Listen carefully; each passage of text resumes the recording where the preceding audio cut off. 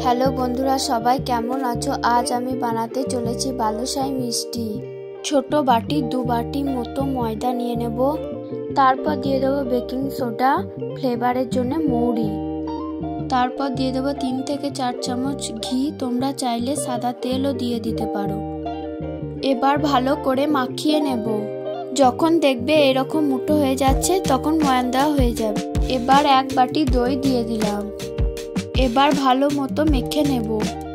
ময়দাটা ঠিক এরকম ভাবে মাখিয়ে নিতে হবে। এবার কিছুক্ষণের জন্য রেস্টে রেখে দেব। এবার চিনির সিরাটা করে নেব। কড়াইয়ে 1 কাপ চিনি, ওই কাপেরই 1 কাপ জল দিয়ে দেব। এবার 2টো এলাচ ফাটিয়ে দিয়ে দেব। মিডিয়াম করে চিনির সিরাটা করে নিতে হবে। সিরা হয়ে গেছে। এবার রেস্টে থাকা ময়দাটি আরেকবার মেখে নেব।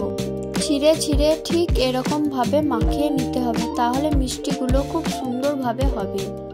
শুধুমাত্র দই দিয়েই মাখিয়ে নিতে হবে, দেখবে ভালো মতো মাখানো হয়ে যাবে। এবার ছোট ছোট লেচি কেটে গোল গোল করে নেব। একটু ফাটা ফাটাই হবে, খুব মসৃণ হবে না। এবার একে একে সবগুলো করে নেব। এবার গ্যাস জ্বালিয়ে কড়াই বসিয়ে দেব এবং কড়াইয়ে তেল দিয়ে দেব। এবার অল্প গরম তেলে এগুলো একে একে ছেড়ে দেব। তেল যেন খুব বেশি গরম না হয়, একদম লো ফ্লেমে যেন গ্যাসটি থাকে। এবার নেড়ে চেড়ে উল্টে পাল্টে ভেজে নেব। বেশি কড়া ভাবে যেন ভাজা না হয়ে যায়, তাহলে খেতে ভালো লাগবে না।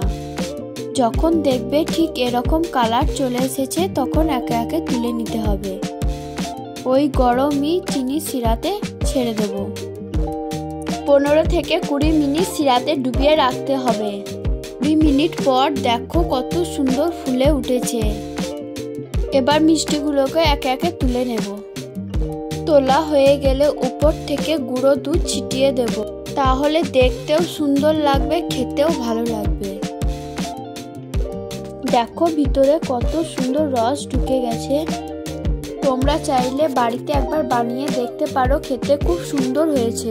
ভিডিওটি ভালো লাগলে লাইক কমেন্ট শেয়ার করে দিও। ভালো থাকবে, বাই।